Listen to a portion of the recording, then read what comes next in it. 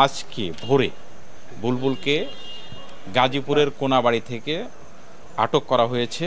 আমরা আজকে বুলবুলকে বিজ্ঞ আদালতে উপস্থাপন করে তার রিমান্ড প্রেয়ার করব।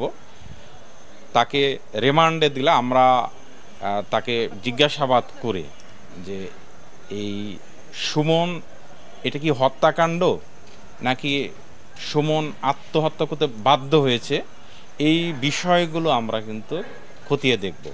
আমরা জেলা পুলিশের পক্ষ থেকে শুরু থেকে এই বিষয়টা নিয়ে অত্যন্ত পেশাদারিত্বের সাথে সিরিয়াসলি আমরা এটা নিয়ে কাজ করছি।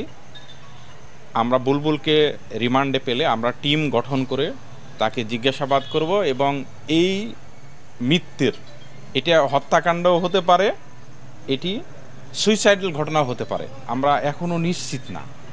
এটির প্রকৃত যেই রহস্য এটি আমরা উদ্ঘাটন করব। অত্যন্ত গুরুত্বের সাথে এটি আমরা খতিয়ে দেখতেছি যে এই 10 লাখ টাকা সে যদি নিয়ে যেয়ে থাকে, কোথার থেকে সে নিয়ে গেল, এইটা যদি আমরা বের করতে পারি তাহলে অনেকটা নিশ্চিত হব টাকার বিষয়টা। আর বুলবুলকে আমরা জিজ্ঞাসাবাদ করে এবং তার প্রযুক্তিগত যে বিষয়গুলো এগুলো অ্যাপ্লাই করে আমরা দেখব যে এইখানে কারা কারা থাকতে পারে সুমনের তাকে আটক করার জন্য, অথবা সুমন যেভাবে ফেসবুকে লাইভে এসে বলতেছিল যে লোকজন তাকে তাড়া করেছে, আসলে কারা ছিল এই ঘটনার পিছনে, এইগুলো আমরা তখন বের করতে পারবো।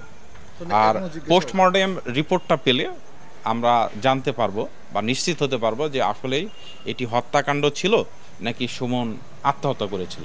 সুমন যদি আত্মহত্যাও করে থাকে তাহলেও আমরা প্রাথমিকভাবে যেটি বুঝতে পেরেছি বা আমাদের তদন্তে যেটা উঠে এসেছে যে বুলবুল এই টাকার জন্য বিভিন্নভাবে তাকে কিন্তু প্রেশারাইজ করেছে।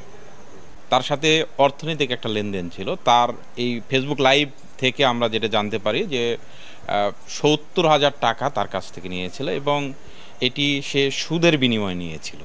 এই টাকাটা বাড়তে বাড়তে এটি এক পর্যায়ে বুলবুলের হিসাবে প্রায় 10 লাখ টাকা হয়ে যায় এবং বুলবুল তার কাছ থেকে একটা স্ট্যাম্প করে নেয়, স্ট্যাম্পে লিখে নিয়ে এটা নিয়ে দুই জনের মধ্যে দ্বন্দ্ব চলতেছিল দীর্ঘদিন থেকে।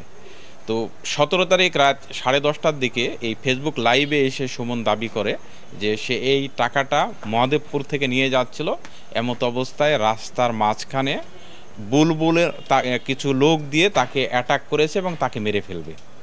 সে বাঁচানোর জন্য বিভিন্ন জনের কাছে আকুতি করে এবং পরবর্তীতে এই রাস্তার সাথে একটা গাছে ঝুলন্ত অবস্থায় তাকে পাওয়া যায়। লোকজন তাকে উদ্ধার করে দ্রুত স্থানীয় উপজেলা স্বাস্থ্য কমপ্লেক্সে নিলে কর্তব্যরত ডাক্তার তাকে মৃত ঘোষণা করে।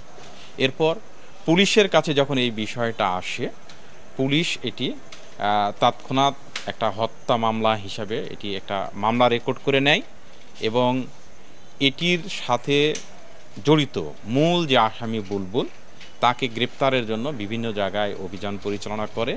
ইতোমধ্যেই